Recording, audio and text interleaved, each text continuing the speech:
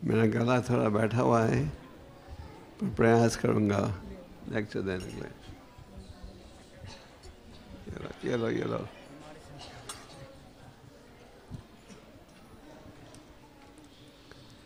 हरे कृष्णा। सब भक्तों का हार्दिक स्वागत।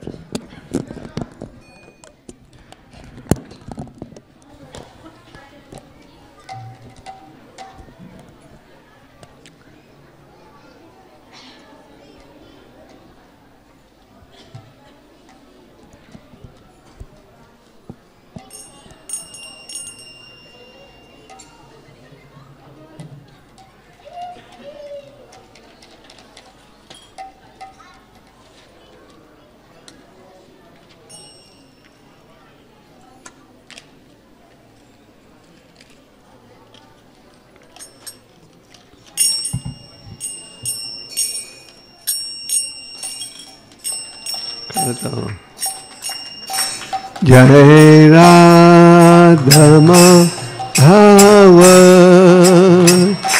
कुंज बिहारी,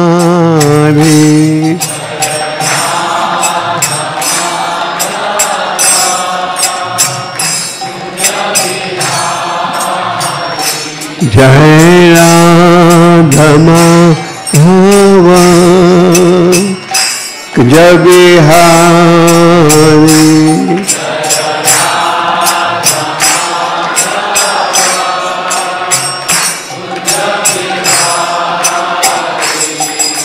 गोपी जन वल्लभ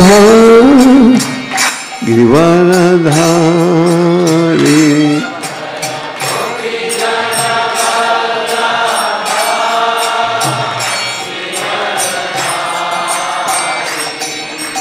गोपी जन वल्लभ गिरिवरधारी। कीर्तन के बाद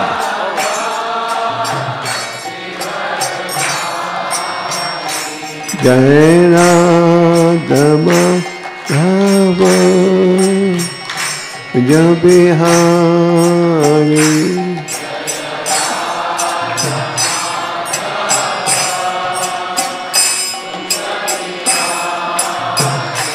जय राधा माधव कुंज बिहारी,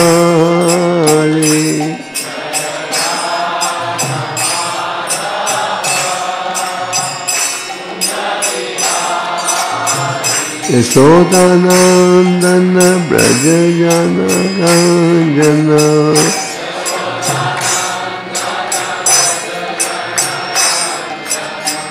यशोदानंदन ब्रज जन रंजन,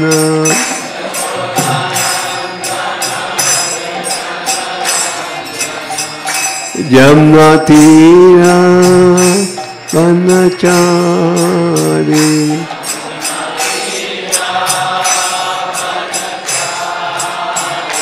जमुना तीरा वनचारी,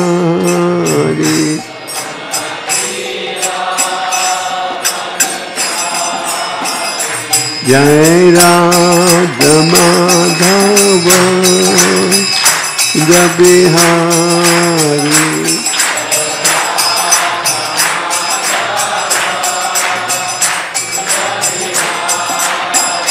जय राधा माधव कुंज बिहारी,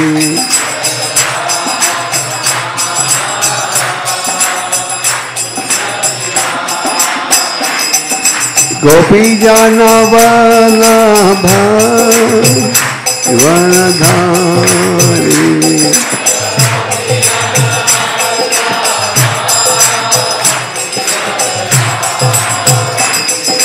गोपी जन Vallabh Girivardhari,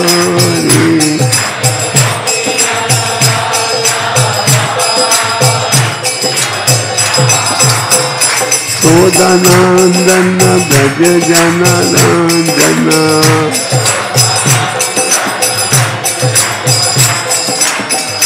Yashodanandana Braja Janarandana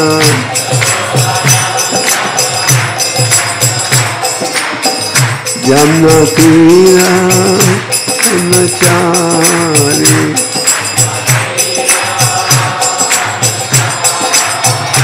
Jai Radha Madhava Bihari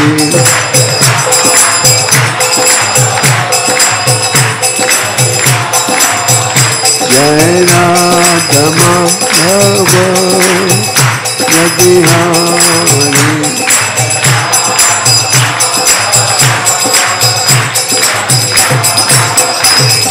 Gopi Jana Vallabha Vardhari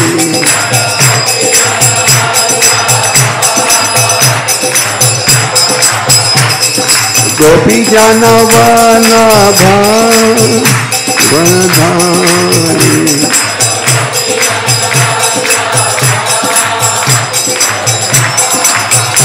Godanandana Bhaja Janarandana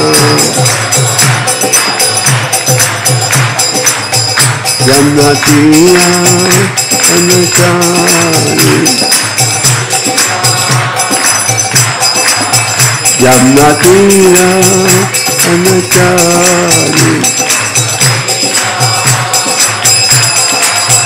Jai Shri Krishna Chaitanya Prabhu Nityananda Shri Advaita Radha Sivasadi Gaur Bhaktavrinda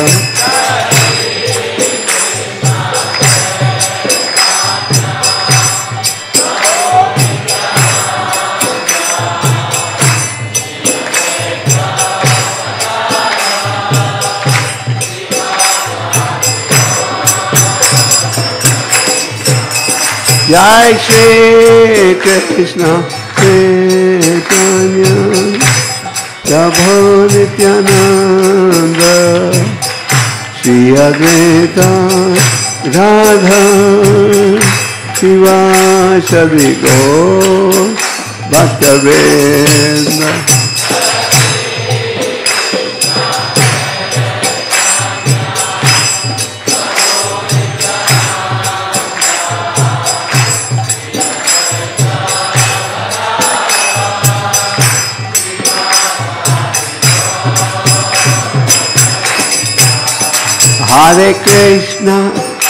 Hare Krishna, Krishna Krishna, Hare Hare, Hare Rama, Rama Rama, Hare Hare.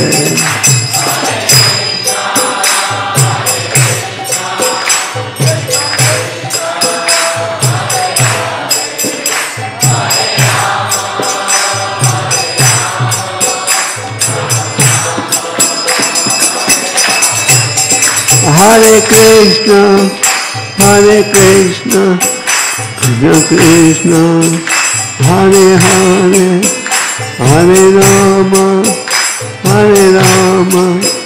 Rama Rama, Hare Hare.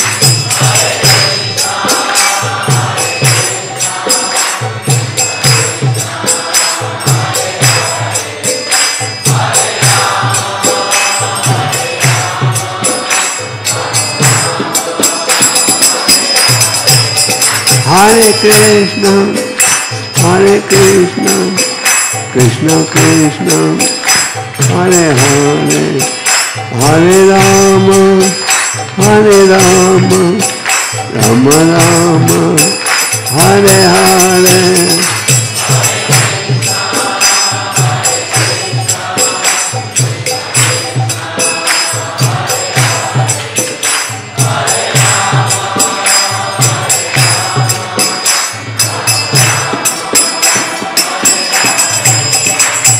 Hare Krishna,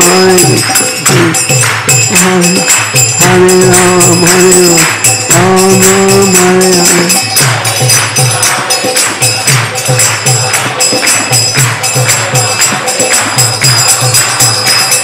Hare Krishna Krishna Krishna Hare Hare Ram Ram Ram Hare Hare.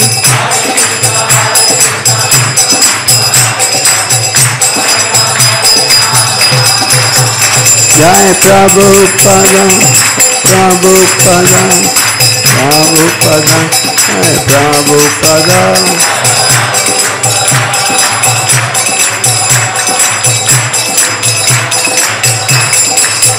Jai Gauranitai, Gauranitai, Gauranitai, Jai Gauranitai.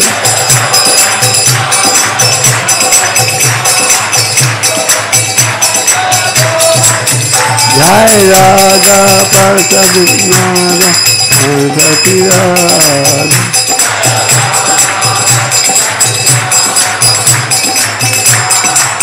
Jai Sitaram Madhuranuma, Jai Sitaram Madhuranuma.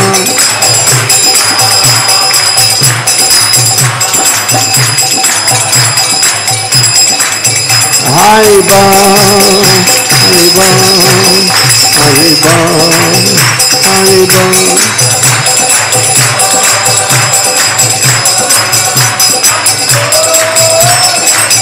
Haribo, Haribo, Haribo, Haribo.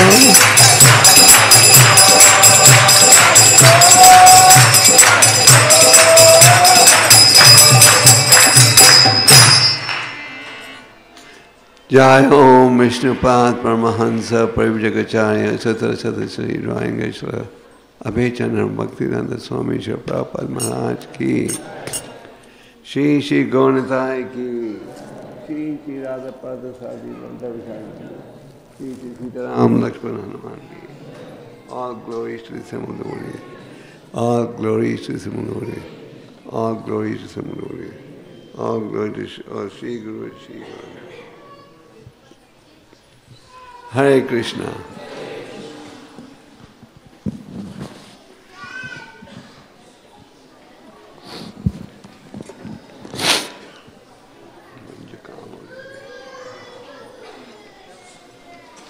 Hare Krishna. Stand नहीं चाहिए, नहीं चाहिए.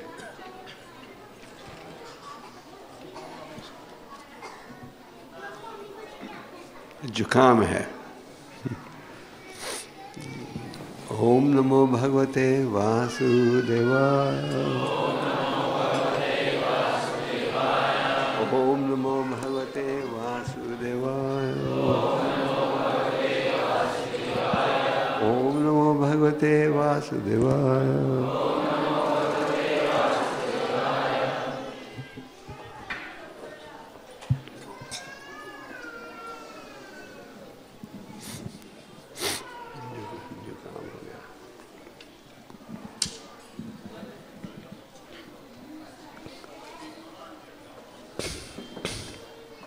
आज हम आपको चैतन्य चरितमृत का एक प्रसिद्ध श्लोक पढ़कर सुनाएंगे. चैतन्य चरितमृत में चैतन्य महाप्रभु जी के जीवन और लीलाओं का और शिक्षा का वर्णन प्राप्त होता है. आपको सुनाई दे रहा है? थी पीछे सुनाई दे रहा है? आप में से कितने भक्तों ने चैतन्य चरितमृत पढ़ी है? ये चैतन्य चरितमृत हिंदी भाषा में भी प्रकाशित हो गई है, विश्व की 70 से अधिक भाषाओं में. तो चैतन्य महाप्रभु जी कौन है? स्वयं भगवान है. श्री कृष्ण चैतन्य राधा कृष्ण नहीं आन्या. यही राधा कृष्ण प्रकट हुए किस रूप में? चैतन्य महाप्रभु जी के रूप में.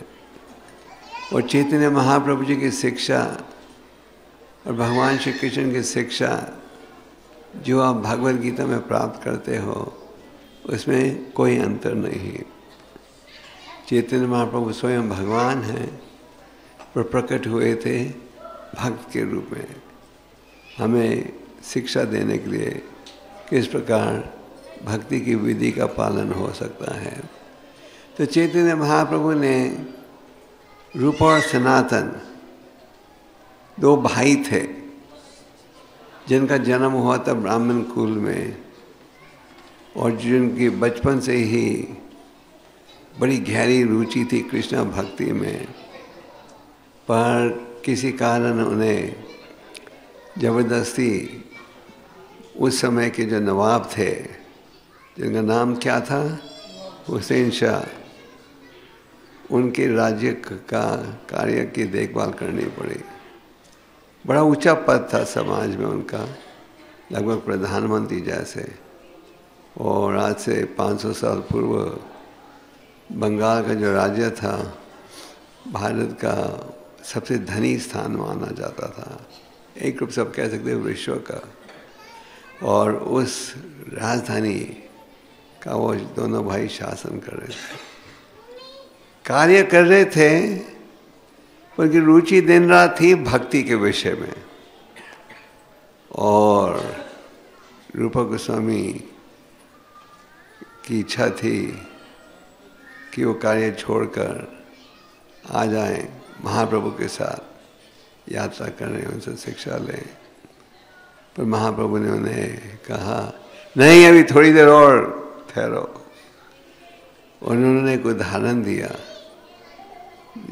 जिस प्रकार एक विवाहित स्त्री का प्रेमी होता है तो घर में तो बड़े ध्यान से सेवा करती है, पर मन में क्या सोचती है, मैं कब अपने प्रेमी को मिलूंगी।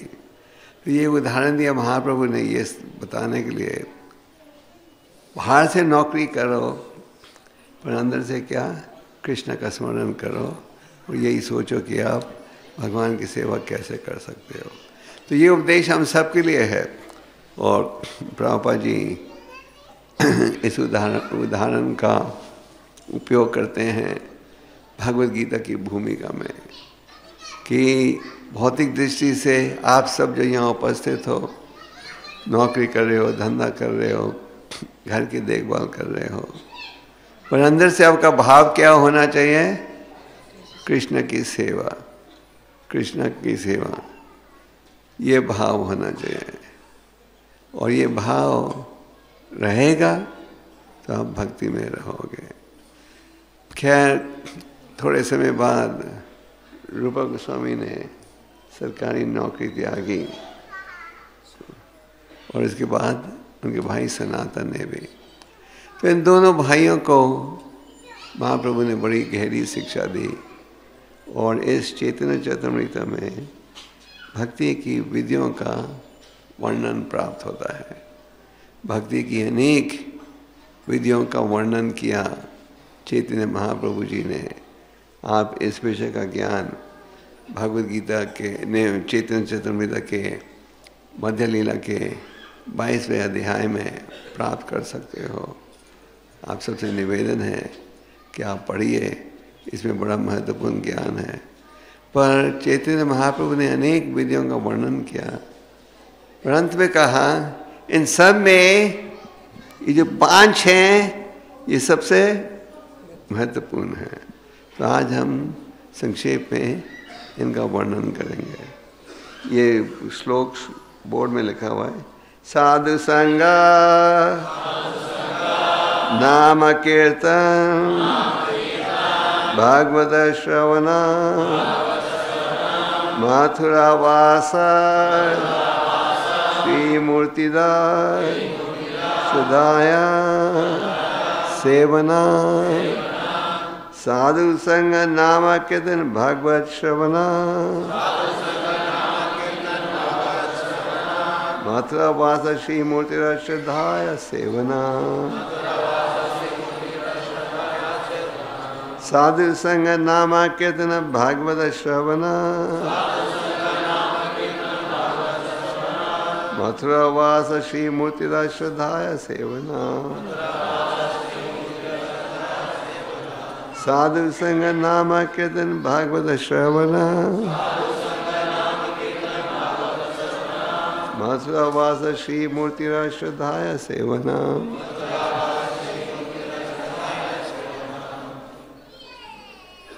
करोगे बच्चा? साधु संग नाम कीर्तन भागवत श्रवण मथुरा वास श्री मूर्ति रे श्रद्धाय सेवन।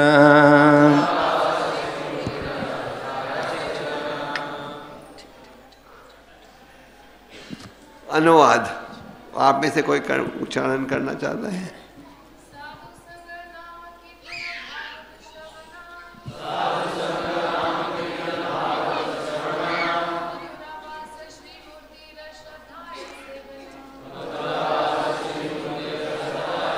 ये श्लोक आप सबको कंठस्थ कर लेना चाहिए। अगर आपके पास कागज और पेंसिल है तो आप ये श्लोक लिख सकते हो और अगले हफ्ते जब आप लौटोगे आपकी परीक्षा लेंगे। अनुवाद मेरे पीछे बोले। मनुष्य को चाहिए कि वह भक्तों की संगति करे, भगवान के पवित्र नाम का कीर्तन करे, श्रीमद् भागवत सुने, मथुरा में वास करे तथा श्रद्धा सम्मान पूर्वक अर्चा विग्रह की पूजा करे। अगला श्लोक का अनुवाद पढ़ दो केवल। अगले श्लोक का अच्छा, अगले श्लोक का अनुवाद है। भक्ति की ये 5 अंग सर्व अंगों में श्रेष्ठ हैं। यदि इन 5 को थोड़ा सा भी संपन्न किया जाए तो कृष्ण प्रेम जागृत होता है। तो कृष्ण प्रेम जागृत करना जीवन का असली लक्ष्य होना चाहिए, सच झूठ। और कृष्ण प्रेम कैसे जागृत किया जाए, ये उपदेश हमें ग्रंथों में प्राप्त होता है। चाहे आप भागवतम पढ़ो या भगवद गीता पढ़ो या चैतन्य चरितमृत पढ़ो, इन ग्रंथों में आपको क्या उपदेश दिया जा रहा है, कृष्ण प्रेम कैसे जागृत किया जाए। तो इस विषय में सबसे पहले महाप्रभु क्या कह रहे हैं, साधु संगत। तो इस विषय का वर्णन शास्त्र के अनेक श्लोकों में है। साधु संगत, संगत का प्रभाव पड़ता है आपके आचरण के ऊपर, सच झूठ। और साधु संगत में रहोगे तो अपने जीवन को सुधार सकोगे।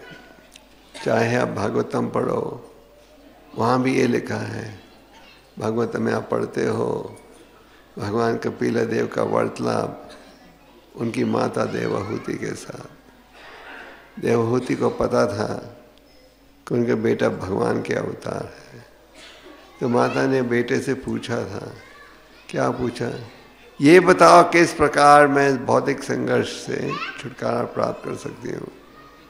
बेटे ने कहा, भक्ति के माध्यम से।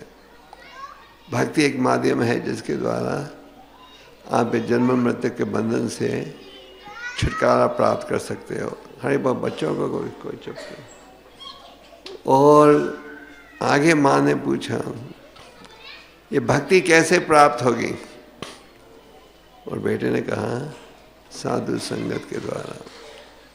तो साधु संगत से आध्यात्मिक भाव बढ़ता है।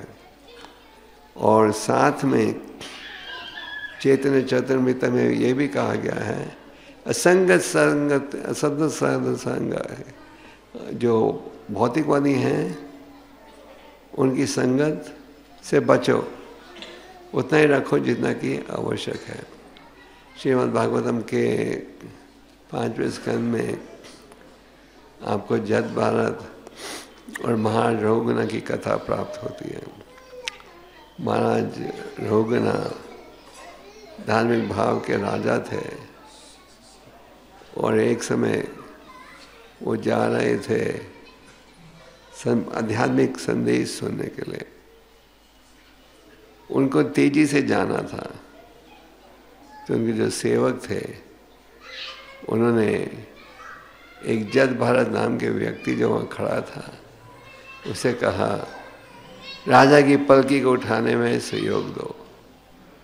जद भारत पूर्व जन्म में भारत महाराज थे पूर्वजन्म में एक हिरण बने थे, उससे पहले भारत महाराज थे, और थे वो भगवान ऋषभदेव के बेटे।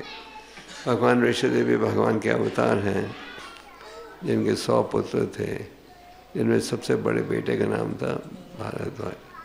और उनका शासन इतना सुंदर था, पृथ्वी में हर व्यक्ति इतना संतुष्ट था कि पूरे पृथ्वी का नाम क्या हो गया, भारतवर्ष। आज जब हम भारतवर्ष की चर्चा करते हैं तो सिर्फ जो आज का भारत है वो समझा जाता है, पर एक समय पूरे प्लैनेट का, पूरे पृथ्वी का नाम था भारतवर्ष। तो भारत महाराज का शासन था। फिर उन्होंने सब कुछ त्याग कर जंगल में गए, जहाँ की उनका आकर्षण हो गया एक हिरण के प्रति। तो थोड़े समय के लिए उन्हें हिरण के रूप में जन्म लेना पड़ा, और फिर उन्होंने जन्म लिया एक ब्राह्मण कुल में, जिनमें इनका नाम था जद भारत। तो जद भारत को से निवेदन किया गया था, राजा को देर हो रही है, उनकी पलकी उठाने में सहयोग दो। तो जद भारत ने सहयोग दिया, पर जद भारत और दूसरे सेवकों में अंतर ये था कि जद भारत पैरों को पृथ्वी पर रखने से पहले ये देखते थे कि नीचे कोई चींटी वगैरह तो नहीं है, जिसके कारण पलकी तेजी से जाने के बजाय धीमे जाने लगी।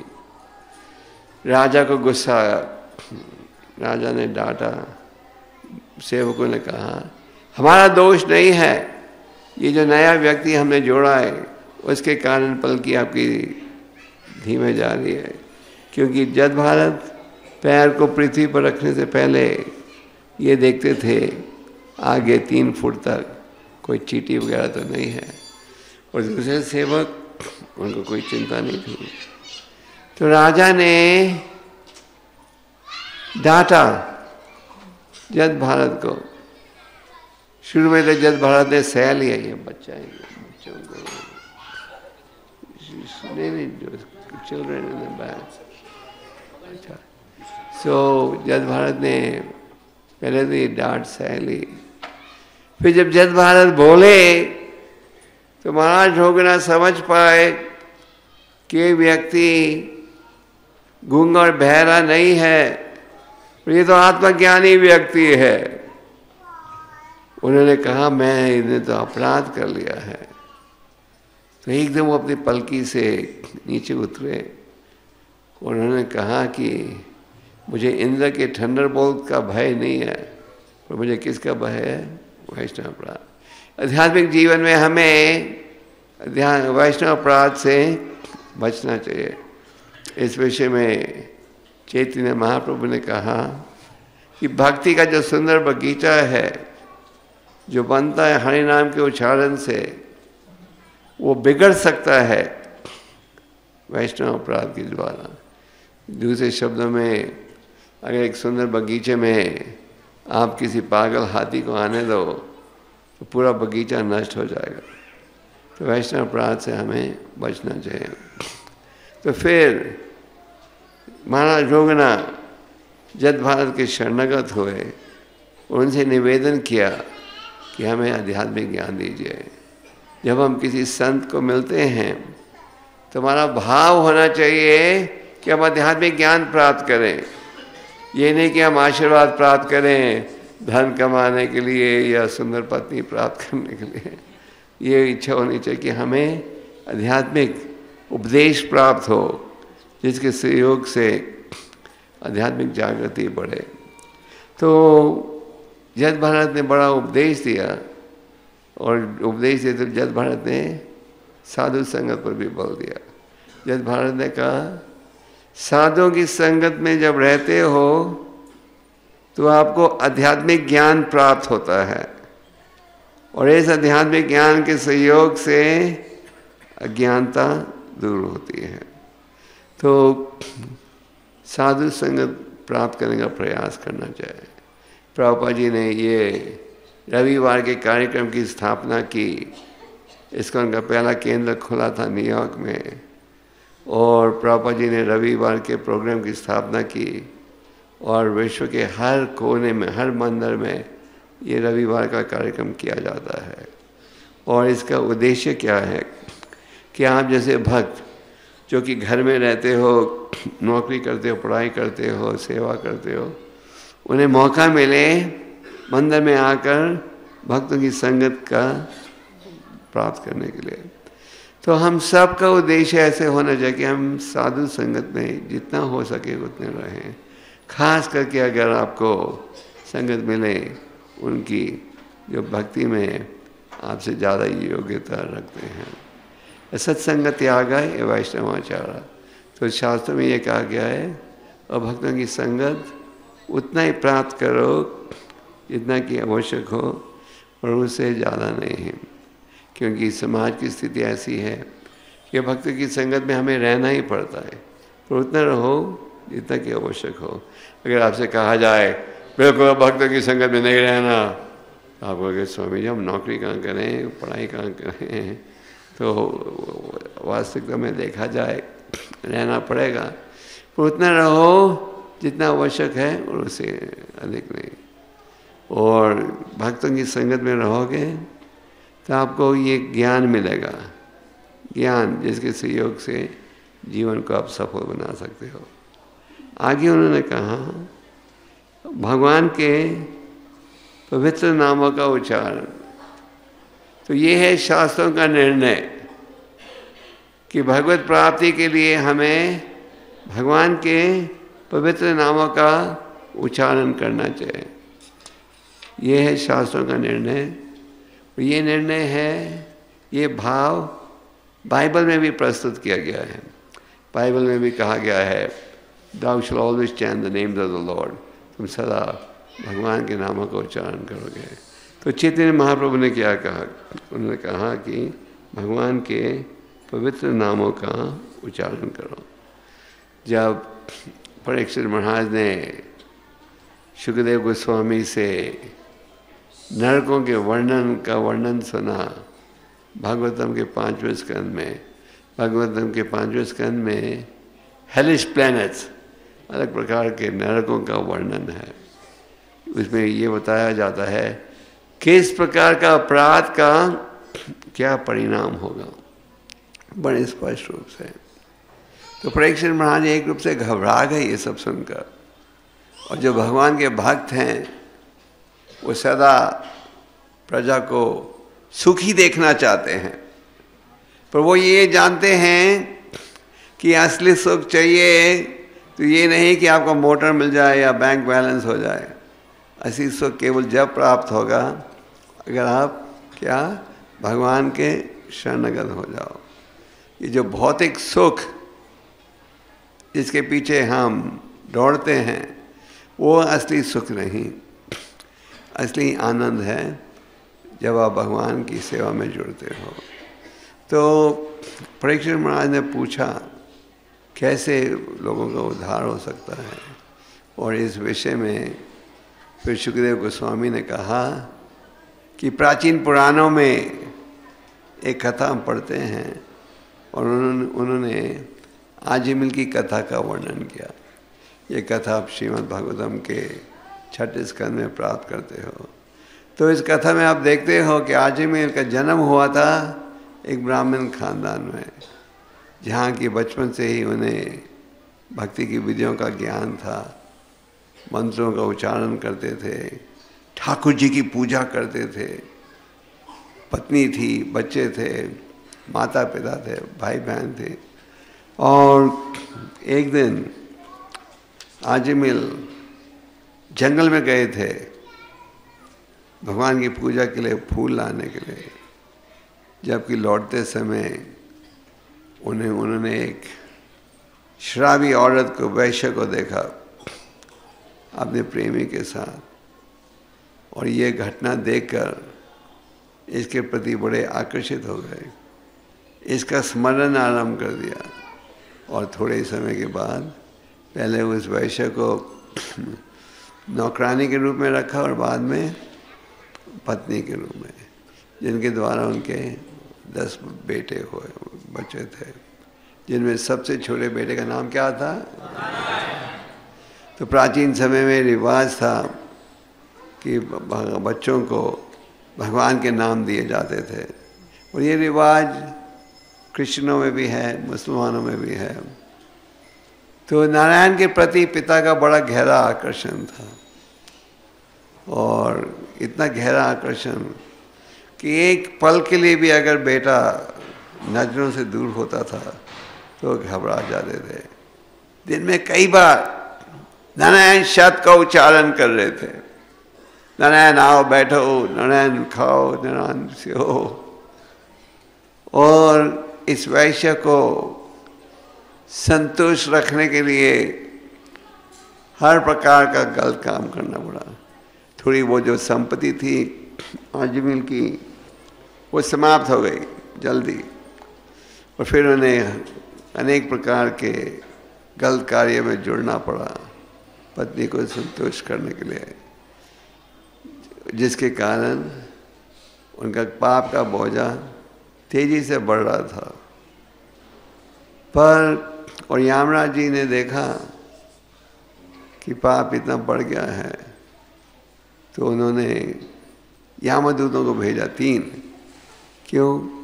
क्योंकि हम अगर भगवान की सेवा भी करना चाहें तो उसके 3 माध्यम होते हैं।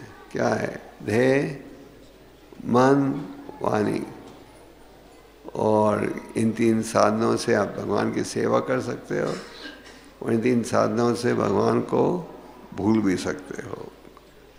और जब आजमी ने अपने इन यमदूतों को देखा तो देखकर इतना घबरा गए कि उन्होंने जोर से नारायण शब्द को पुकारा, जोर से। और जैसे ही नारायण शब्द को पुकारा, भगवान विष्णु के प्रतिनिधि वहाँ पहुँच गए। हमारे गुरुजी उदाहरण देते हैं इस विषय में कि जैसे आप शहरों में देखते हो पुलिस की गाड़ियाँ घूमते रहती हैं, और जैसे कोई दुर्घटना हो तो आप टेलीफोन करो 100, पुलिस एकदम पहुंच जाती है। तो इसी प्रकार भगवान विष्णु के दूत भी हर जगह यात्रा करते रहते हैं, और जहाँ भी उन्हें नारायण का नाम सुनने में आता है तुरंत वहाँ पहुँच जाते हैं। जैसे ही आजमिल ने नारायण शब्द को पुकारा, तुरंत ही वहाँ कौन पहुँच गए? विष्णु। तो इस कथा में आप ये पढ़ते हो और सुनते हो कि भगवान के नामों के उच्चारण से कैसे आजमिल की सुरक्षा हुई, और क्योंकि उन्होंने पहले भी भक्ति की थी, जिसके कारण भगवान ने उनकी सुरक्षा की। पर वो एक रूप से भगवान के नामों का भी उच्चारण बकायदा कर रहे थे। तो कलियुग में दोष ही दोष है। जैसे सुखदेव गोस्वामी कहते हैं, कले दोषे निधे राजन। हे राजा, कलियुग में दोष ही दोष है, पर एक गुण है। वो क्या है? कृष्णा कीर्तन देव कृष्ण से मुक्त संग से परम। कृष्णा का नाम। तो ये है शास्त्रों का निर्णय। हरे नाम हरे नाम हरे नाम एव केवलम कलो नस्तेव नस्तेव नस्तेव। हरे का नाम हरे का नाम हरे का नाम, ये बड़ा महत्वपूर्ण कार्य है अगर हम भगवत प्रेम अनुकूल करना चाहें। तो इस हरि नाम को हमें अपनाना चाहिए। भगवान ने जीभ दी है और 2 कान दिए हैं। इनका असली उद्देश्य क्या है? जीभ द्वारा भगवान के नामों का उच्चारण करना, कानों द्वारा भगवान के नामों को सुनना। तो पवित्र नामों का उच्चारण ये शास्त्रों का निर्णय है। श्रीमता स्वागत कृष्ण पुण्य श्रवण कीर्तना। आप भगवान के पवित्र नामों को सुनोगे तो क्या लाभ होगा? जो आपके हृदय में मैल है, काम क्रोध लोभ और मन मत्सर्य के रूप में, ये बिगड़ने लगेगी। भगवान के नामों में और भगवान में अंतर है। नामा चिंतामणि कृष्ण। ये जो भगवान के नाम हैं, चिंतामणि परस पत्थर जैसे हैं। ज्ञान से अज्ञान से जो भी नामों का उच्चारण करेगा वो इसका लाभ उठाएगा। तो हम सब का प्रयास रहना चाहिए भगवान के पवित्र नामों का क्या करें, उच्चारण करें। तो आप ऐसे कितने भक्त इस सभा में रोज 16 माला का जाप करते हो? ये भक्तों की सभा है। कितने भक्त हो जो 16 माला का जाप नहीं करते? अच्छा अच्छा।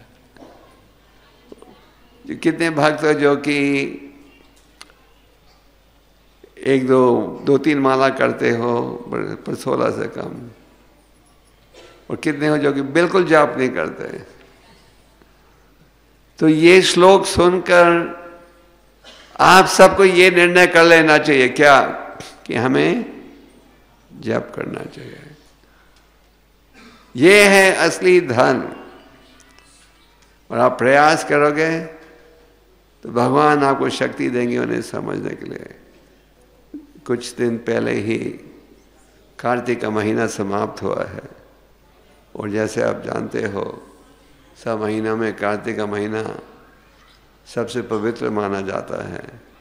और कार्तिक के महीने में हमारे भक्त प्रयास करते हैं जाप बढ़ाने के लिए, सेवा बढ़ाने के लिए। और कार्तिक के महीने में हम भगवान की दामोदर लीला का वर्णन करते हैं दामोदर अष्टका के उच्चारण के द्वारा। हाँ, और दिया भी अर्पण करते हैं। तो भगवान की अनेक लीलाएं हैं जिनमें एक प्रसिद्ध लीला है दामोदर लीला, जो कि बीती थी दीपावली वाले शुभ अवसर पर। तो दामोदर लीला में आप देखते हो कि यशोदा माता प्रयास कर रही थी अपने बेटे को बांधने के लिए।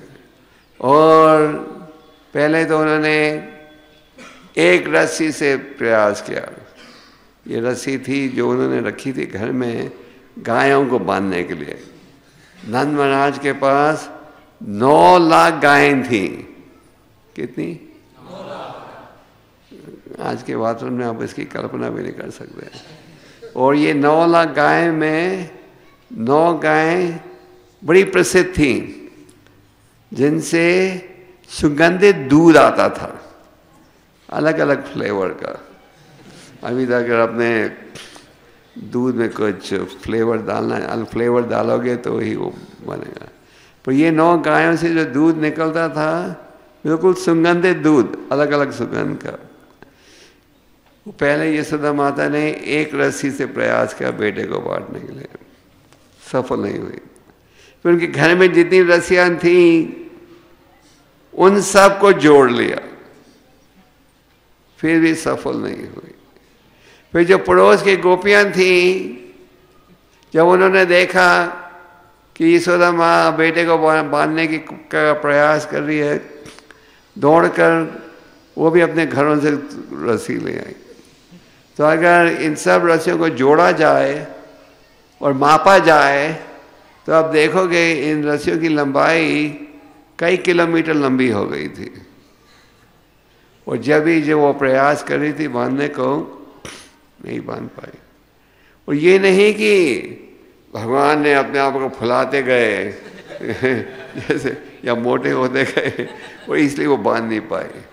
भगवान वैसे के वैसे ही थे। ये नहीं कि उनका पेट बढ़ते गया और इसलिए रस्सियाँ छोटी निकल रही थी। भगवान वैसे के वैसे ही थे, जब भी ये रस्सियाँ छोटी निकल रही थी। फिर भगवान ने देखा मेरी माता इतनी प्रयास कर रही है, पसीना निकल रहा था उनके चेहरे से।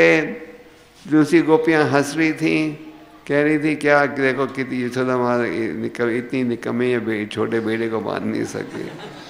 फिर भगवान ने बांधने दिया। तो हमारे आचार्यों ने ये शिक्षा दी है कि जो 2 उंगलियां हैं उनका संदेश क्या, एक है हमें प्रयास करोगे, प्रयास करोगे तो भगवान को समझ पाओगे। जैसे अंग्रेजी में कहते हैं ना, God help those who help themselves. भगवान किनका सहयोग करते हैं? तो स्वयं प्रयास करते हैं। तो और दूसरी उंगली का भाव क्या है? अगर प्रयास करोगे फिर गुरु भगवान साधुओं की कृपा से भगवान को समझ सकोगे। तो अगर आप प्रयास करोगे, हरि नाम का उच्चारण करोगे, फिर भगवान को भी समझ पाओगे। तो हम सबका ये निर्णय होना चाहिए कि हम सबका सबसे महत्वपूर्ण कार्य यह है कि हम बिना नियमित रूप से भगवान के नामों का उच्चारण करें। ठाकुर भक्तिविनोद जी कहते हैं, चाहे आप गृहस्थ आश्रम में हो या वानप्रस्थ या संन्यास, हरि नाम का उच्चारण जरूर करो।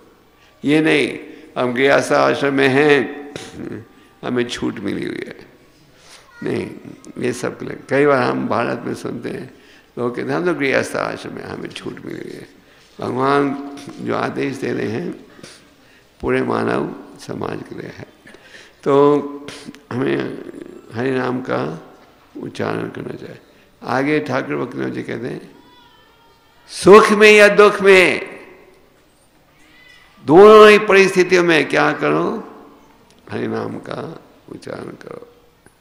और एक और प्रार्थना जीव जागो में कहते हैं, भीख मांगो, तो क्या चीज की भीख मांगो, ये हरि नाम की भीख मांगो। अक्सर हम मांगते हैं कोई सौदा मिल जाए, कोई सुविधा प्राप्त हो जाए, पर हमें किस चीज़ की भीख मांगनी चाहिए, हरि नाम की भीख मांगनी चाहिए। और हरि नाम की भीख आप कैसे मांगोगे, हरि नाम का उच्चारण करके। जितने प्रेम से साधन से हरि नाम का उच्चारण करोगे उतनी ज़्यादा शक्ति प्राप्त होगी हरि नाम का उच्चारण करने के लिए। तो ये है शास्त्रों का निर्णय। ये नहीं कि हरि नाम की महिमा का प्रचार प्रभुपाद जी ने अपने मन से किया, ये है शास्त्रों का निर्णय। चैतन्य महाप्रभु जी ने प्रकट हुए थे ये हरि नाम का प्रचार बढ़ाने के लिए। और चैतन्य महाप्रभु जी की भविष्यवाणी थी, क्या क्या, पृथ्वी ते आचे जैसे नगराधिग्राम, पृथ्वी में जितने नगर हैं, गांव हैं, सब जगह क्या होगा, ये हरि नाम पहुंचेगा। आज आपको खुशी होगी जानकर कि विश्व के हर कोने में हजारों की संख्या में लोग ये हरि नाम का उच्चारण कर रहे हैं। प्रभुपाद जी की पवित्रता से, प्रयास से आज 700 से अधिक केंद्र हैं इस्कॉन के।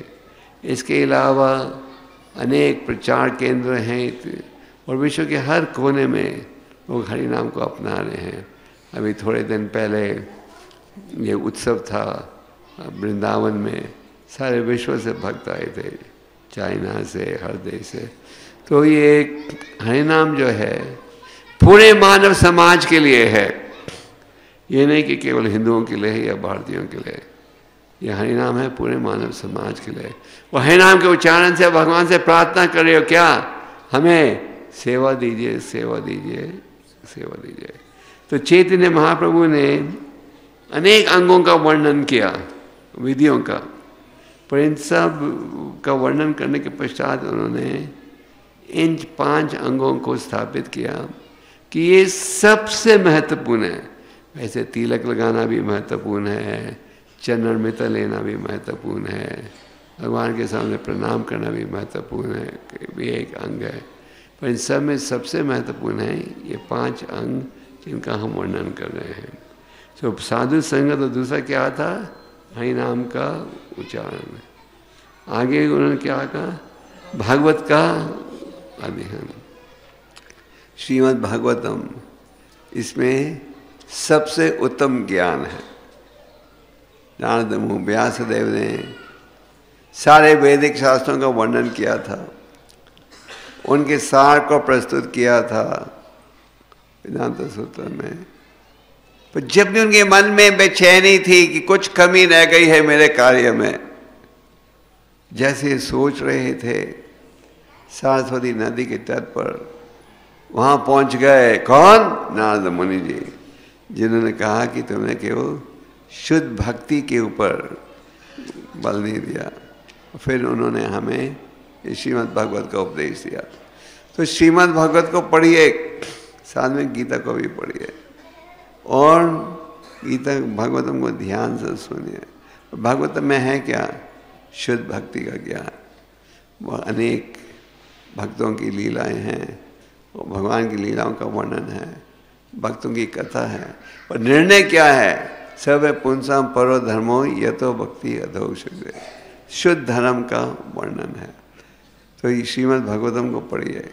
आप में से कितने भक्तों के पास श्रीमद् भागवतम का सेट है?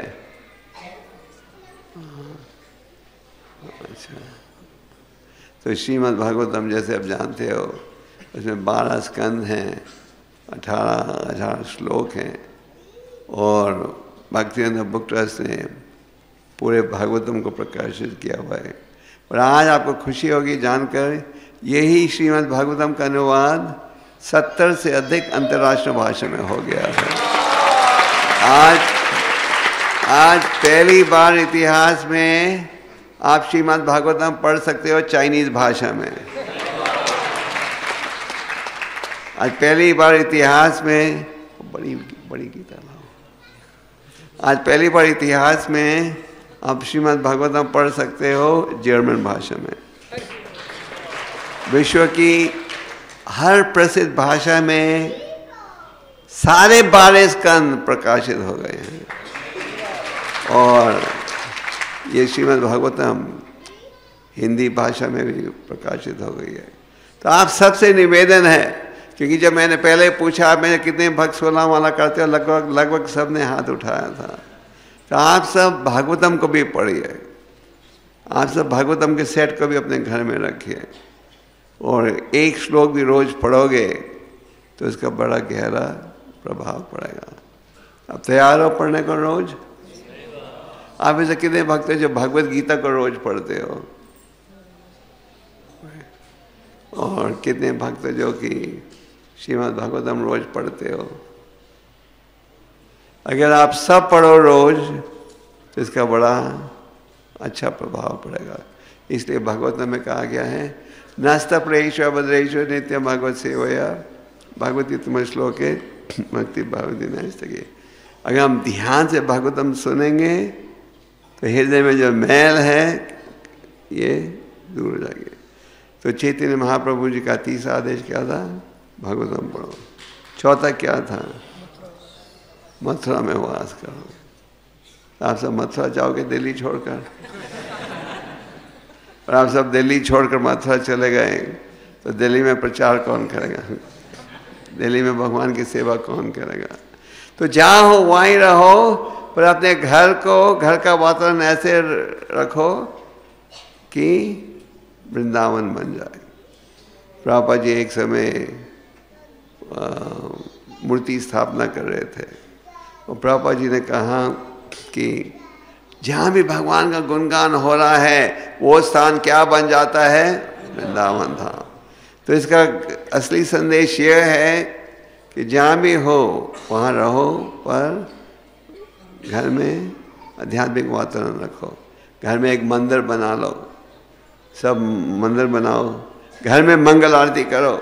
अगर आप मंदिर नहीं आ सकते मंगल आरती के लिए तो घर में मंगल आरती कर सकते हो। हाँ, घर में मंगल आरती करो।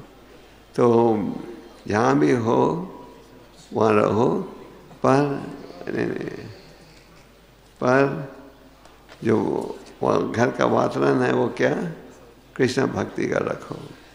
और पांचवा आदेश क्या था? पांचवा आदेश भूल गए? भगवान के आर्च विग्रह की उपासना करो श्रद्धा के साथ और प्रेम के साथ। जिस प्रकार भगवान अवतारित होते हैं अपने नामों के माध्यम से, उसी प्रकार वो आकर्षित होते हैं अपने आर्च विग्रह के रूप में। और इस आर्च विग्रह और भगवान में अंतर है? नहीं है।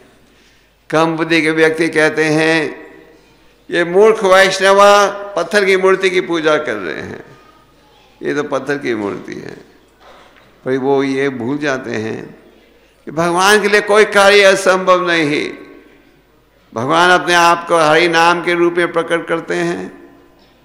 श्रीमद् भागवतम और भगवान में कुछ अंतर नहीं, भगवत गीता के संदेश और भगवान में कुछ अंतर नहीं, और भगवान और उनके आर्च विग्रह में भी कोई अंतर नहीं। तो यहाँ ये केवल ये नहीं कह रहे चैतन्य महाप्रभु भगवान के आर्च विग्रह की पूजा करो।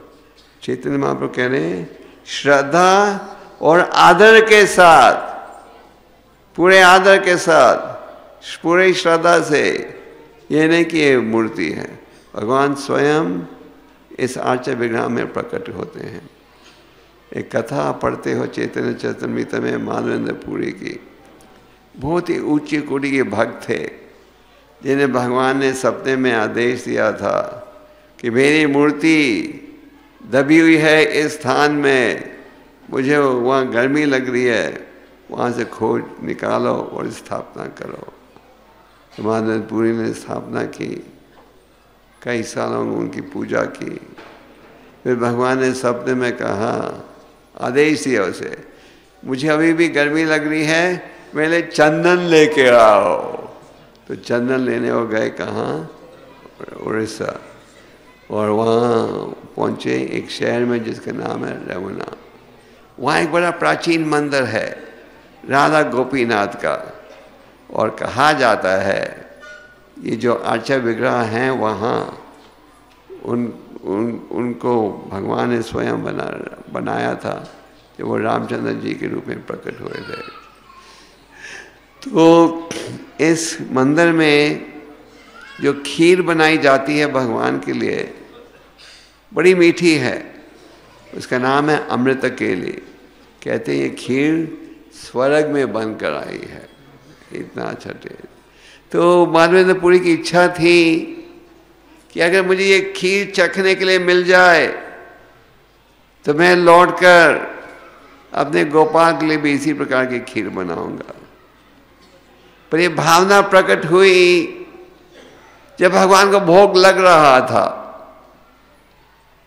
नियम ये है, जब भोग लग रहा है, जब आप भोग तैयार कर रहे हो तो हमारा भाव होना चाहिए ये भोग बन रहा है किसके लिए, भगवान के लिए, ये नहीं हमारे जीव के चस्के के लिए। तो माधवेंद्र पुरी शर्मिंदा होकर चले गए वहाँ से बाजार में भगवान का भजन करने के लिए। तो भगवान ने क्या किया, भगवान अपने भक्त की इच्छा को समझते थे। तो भगवान ने जो भोग लगा था एक प्याला चुरा कर पर्दे के पीछे छुपा दिया। हम भगवान को भोग लगाते, भगवान ने खीर के प्याले को पर्दे के पीछे छुपा दिया और पुजारी को आदेश दिया सपने में कि मैंने खीर का प्याला चुरा कर पर्दे के पीछे रखा है, तो मैं इसे उठाकर कहाँ पहुँचा दो, ले जाओ माधवेंद्र पुरी के पास। पुजारी ने जब ये सपना देखा तो उसे विश्वास नहीं हुआ, भगवान ने खीर का प्याला चुरा कर पर्दे के पीछे रखा है, ये कैसे संभव हो सकता है। क्या जब वो देखा तो वो आश्चर्य हो गया था। तो भगवान के लिए कोई कार्य असंभव नहीं। जब उस गरीब ब्राह्मण ने कहा गोपाल विग्रह से मेरी इज्जत का प्रश्न है, मेरी समाज में बेइज्जती हो रही है, और आप साक्षी थे कि जब उस धनी व्यक्ति ने ये वचन दिया, भगवान ने कहा पर मैं तो चल नहीं सकता, तुम कह रहे हो मैं साक्षी बनूं, पर मैं कैसे चलूँगा। तो भक्त ने कहा क्या, अगर आप बोल सकते हो तो चल भी सकते हो। तो भगवान अपने आप को आर्च विग्रह के रूप में प्रकट करते हैं और हम भक्तों को मौका देते हैं क्या, उनकी सेवा में जुड़ने के लिए। तो ये जो 5 महत्वपूर्ण अंग हैं, और अगले श्लोक में चैतन्य महाप्रभु ने कहा इन 5 अंगों में अगर तुम एक भी ठीक न पालन करोगे तो कृष्ण भक्ति की जागृति संभव है। तो हम सब जो भक्ति में आगे बढ़ना चाहते हैं उन्हें क्या करना चाहिए, इन 5 अंगों का पालन करना चाहिए। ये 5 अंग क्या हैं, कौन बताएगा। सबसे पहला कौन सा था? अच्छा, और दूसरा, तीसरा, चौथा, इसके वजह आप दिल्ली वास भी कह सकते हैं, और पांचवा, हाँ। तो ये श्लोक आप सब याद करोगे। अगर आप इन 5 अंगों का पालन करो तो कृष्ण भक्ति में आप तेजी के साथ आगे बढ़ सकोगे। और जैसे भगवद गीता में कहा गया है, ब्रह्मभूत प्रसन्नात्मन सोचति न कंसति। जो व्यक्ति भक्ति में जुड़े हैं वह असली आनंद अनुभव कर सकते हैं। इसलिए चैतन्य महाप्रभु जी ने शिक्षाशास्त्र के पहले श्लोक में, जिसमें चैतन्य महाप्रभु हरि नाम के उच्चारण के गुणों का वर्णन कर रहे हैं, कहते हैं एक और लाभ क्या है? आनंद बुद्धि वर्धनम। भगवान के नामों के उच्चारण से आप असली आनंद अनुभव कर सकते हो। भौतिक कार्यों के द्वारा जो आनंद अनुभव हो रहा है वो क्या है? नकली आनंद। यह है असली आनंद। तो आप सब जो यहाँ उपस्थित हो, आप सबसे निवेदन है कि आप इन 5 अंगों का पालन करो और इन 5 अंगों की महिमा का प्रचार भी करो। प्रचार करना महत्वपूर्ण है या नहीं? भगवान ने इस विषय में गीता के 18वें अध्याय में क्या कहा है? सब भक्तों में कौन है सबसे प्रिय? कई बार भक्त पूछते हैं कोई शॉर्टकट है भगवान की कृपा प्राप्त करने के लिए? तो हम कहते हैं शॉर्टकट है। क्या है? प्रचारक बनो। तो भगवान ने गीता के 18वें अध्याय में कहा है, सब भक्तों में सबसे प्रिय वो है जो मेरा प्रचार करता है, उससे ज़्यादा प्रिय ना कोई हुआ है ना। तो जैसे आप जानते हो, हर साल गीता जयंती के उपलक्ष्य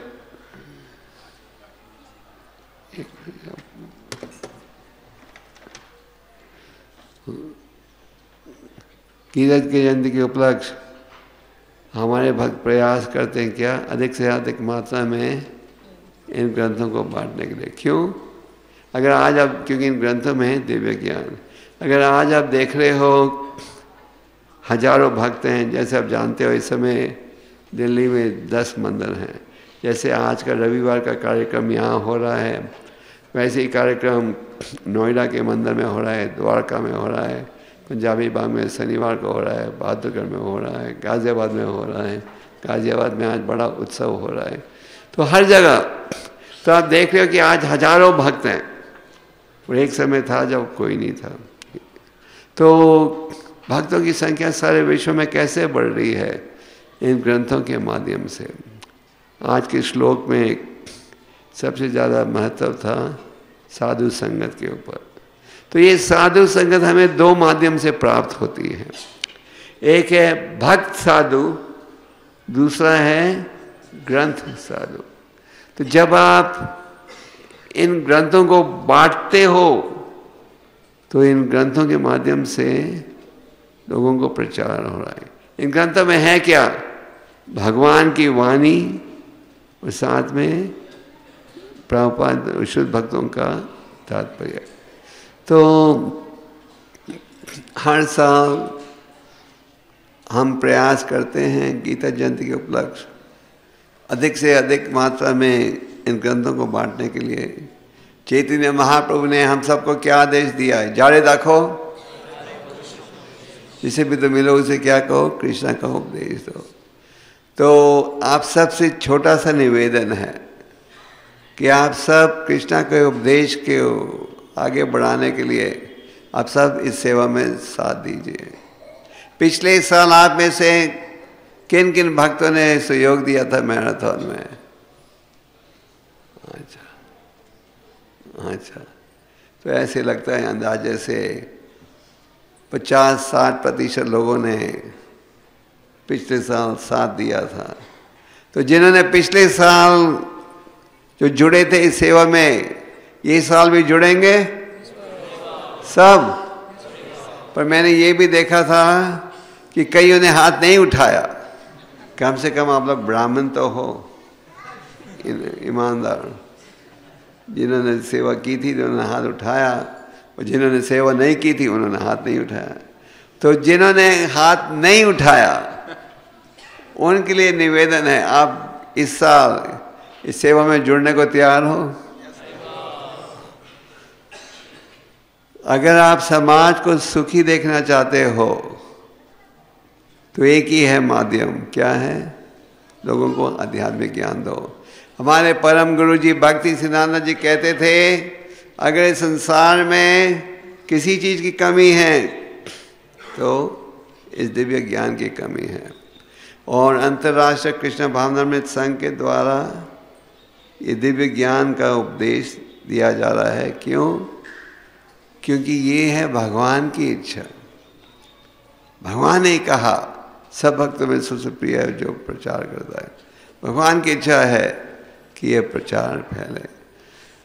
तो आप सबसे निवेदन है कि आप सब जुड़िए इस सेवा में। हाँ, और जो भक्त जुड़ना चाहते हैं वो अपना नाम दे। वो मोहन रूपा है, मोहन रूपा या मधुसुंदर या किसी भक्त के साथ जुड़ सकते हो। पर आप सब मेरे ख्याल से किसी न किसी भक्ति वृक्ष के साथ जुड़े हुए हैं कि नहीं? तो सबसे निवेदन कि आप जुड़िए इस सेवा में। इस साल भी हमारा प्रयास है कि 4 लाख ग्रंथों को बांटें। आप हैरान होगे सुनकर कि कई बार ये जो ग्रंथ हैं लोग 20-20 साल नहीं पढ़ते। हमारे एक भक्त हैं बॉम्बे में जिन्होंने भगवत गीता खरीदी थी 20 साल पहले, और 20 साल उन्होंने गीता को खोला भी नहीं। फिर 20 साल बाद उन्होंने एक दिन गीता खोला, पढ़ना शुरू किया, इतने प्रभावित हुए, हरि नाम का उच्चारण शुरू किया, मंदिर आना शुरू किया, और आप दीक्षित भक्त भी बन गए। तो आप जब इन ग्रंथों को बांटते हो, कभी कभी हमारे मन में ये भाव आता है, जैसे कल मुझे कोई व्यक्ति, कोई सज्जन मिलने आए थे, तो मैं उनसे ग्रंथों के वितरण की महिमा की चर्चा कर रहा था। वो कह रहे थे वो लोग तो पढ़ते ही नहीं, तो बांटने का स्वामी जी क्या फ़ायदा। तो हमारे मन में कई बार ये भाव आ जाता, ये विचार, हाँ लोग तो पढ़ते ही नहीं। एक तरह से भगवान की इच्छा है कि हम प्रचार करें, पर माया की इच्छा कि आप प्रचार मत करो। तो माया कई बार हमें इस प्रकार के भाव देती है, हाँ प्रचार का क्या फ़ायदा, कौन पढ़ेगा इन किताबों को। हाँ, पर ये गलत है, लोग पढ़ते हैं। अगर आज विदेशों में भी, रूस में भी हजारों भक्त हैं, इन पर प्रभाव पड़ा है इन ग्रंथों के माध्यम से। प्रभुपाद जी ने बड़ा संघर्ष करके इन ग्रंथों का अनुवाद किया, और प्रभुपाद जी ने कहा था कि भविष्य की 10,000 सालों तक लोग इन ग्रंथों को पढ़ेंगे। तो आप सबसे निवेदन है, आप जुड़िए ग्रंथों के वितरण की सेवा में। ये बड़ी महत्वपूर्ण सेवा है, और आप सब इस सेवा में उत्साह के साथ जुड़िए, और प्रभुपाद और महानाचार्यों की कृपा प्राप्त कीजिए। तो आप सब जुड़ोगे मैराथन में? सम कीर्तन यज्ञ की भक्ति सिद्धांता जी, हमारे परम गुरु जी ने एक समय एक मृदंगा की तस्वीर खींची और प्रभुपाद जी से कहा, ये जो ग्रंथों के वितरण की सेवा है, यह है बृहद मृदंगा। आप एक साल में बांटोगे, आप दिल्ली में बांटोगे, पर इसका अध्ययन 10 साल बाद भी हो सकता है।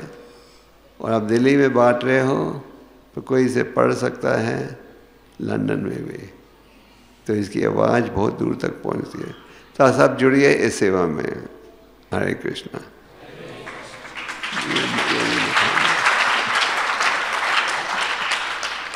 मैं आपको दिखाना चाहता था एक नई गीता जो इसको ने प्रकाशित की है। ये गीता सेल के लिए नहीं है, सिर्फ दिखाने के लिए दिखाओ। इस गीता का वजन है 17 kg। इसको उठाने के लिए 2 आदमी चाहिए।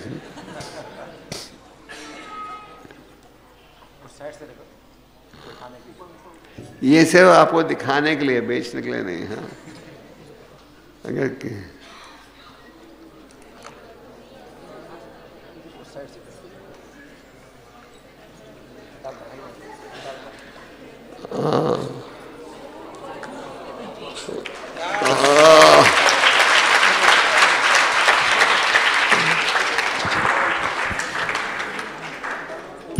इतनी भारी है। ये आगे है, हाँ तुम साइड में हो जाना। आगे है कृष्ण अर्जुना, गोल्ड प्लेटेड, और इसमें है भगवद गीता यथारूप। ये है अंग्रेजी भाषा में, ये किताब छपी है इटली में। ये पहली बार इतिहास में इतनी भारी गीता किसी ने छापी है। और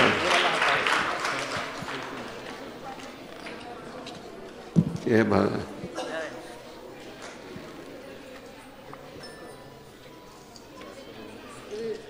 सिर्फ इस्कॉन बीबीटी ने 1000 कॉपीज छापी हैं, 1008 सारे विश्व के लिए। दिख रहा है आपको? ये है इसका बॉक्स।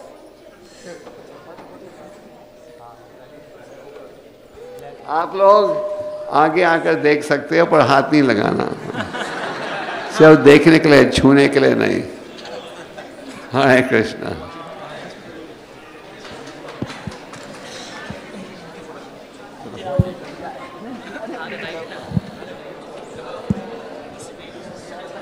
ठीक है।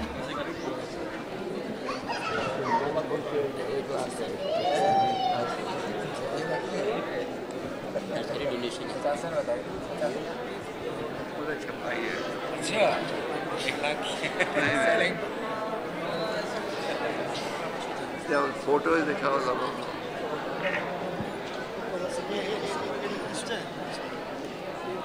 ग्रंथराज श्रीमद् भगवद गीता की, जगत गुरु श्रील प्रभुपाद की, श्रील गोपाल कृष्ण गोस्वामी महाराज की, भगवद गीता वितरण महोत्सव की। You can see me in my room after Prashad.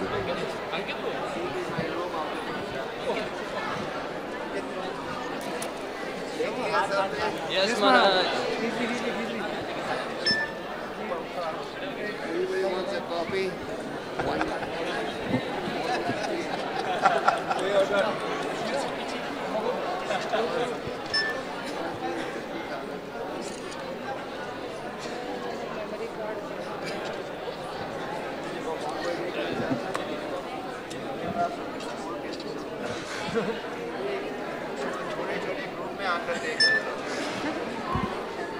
आज जिन्होंने देख लिया है वो पीछे जाएं और दूसरे लोग आगे आ सकें। जिन भक्तों ने देख लिया कृपया पीछे हट जाएं, बाकी लोगों को भी आगे बढ़ने का अवसर दें।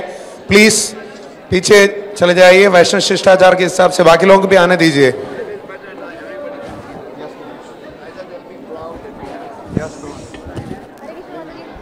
हरे कृष्णा प्रभु जी दिखाना है।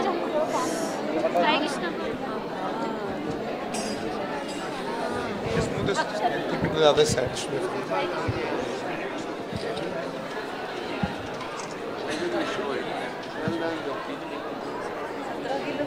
हरे कृष्णा प्रभु जी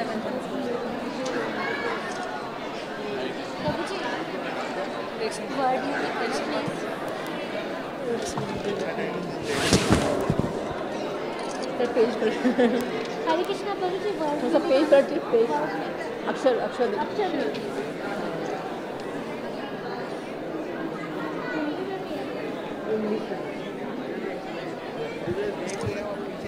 जिन भक्तों ने देख लिया कृपया पीछे चले जाएं, बाकी लोगों को भी आगे आने का अवसर दें।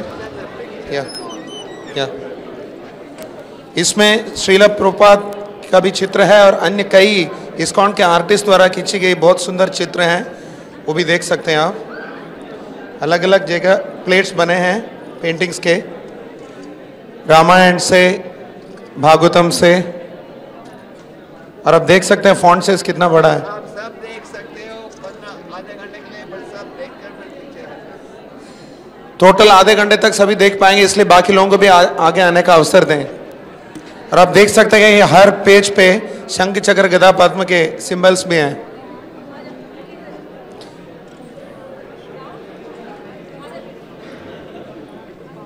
भागवतम से, रामायण से और भगवत गीता से अलग अलग पेंटिंग्स हैं। ये सेल के लिए नहीं है, कुछ विशेष लोगों के लिए वितरण के लिए है। कुल 1000 प्रतियां इसकी छापी गई हैं और 1 लाख है इसका मूल्य। 17 किलो का है, 1 लाख रुपए का मूल्य है। छपाई सिर्फ 50,000 का है।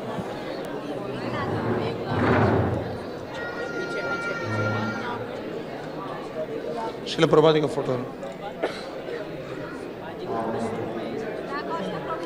श्रील प्रभुपाद के चित्र देख सकते हैं इस पे। श्रील प्रभुपाद की 50,000 प्रिंटिंग कॉस्ट है और टोटल कॉस्ट 1 लाख आएगा। इसमें पेंटिंग्स पे इस्कॉन पेंटर्स के 17 किलो का है।